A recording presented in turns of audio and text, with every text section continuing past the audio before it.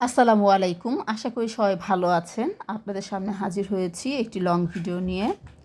আজকে যা বাজার করলাম তা আপনাদের সাথে শেয়ার করব। এখানে হচ্ছে চাল, তারপরে এটা আরেকটা ব্যাগে এটা হচ্ছে ফুলকপি।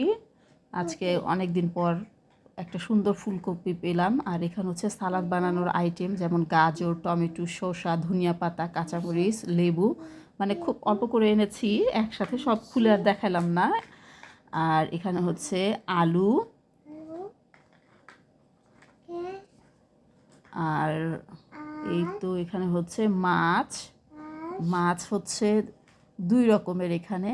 আর এখানে এনেছি মরিচের গুঁড়ো, হঠাৎ করে মরিচের গুঁড়ো শেষ হয়ে গিয়েছিল, তাই এখানে মুরগিও আছে 2 রকমের, মানে ব্রয়লার, একটা হচ্ছে যে সাদা যেটা ওইটা, আরেকটা নাকি সাদাই কিন্তু সেটা একটু বেশি দাম। 2টা এনেছি।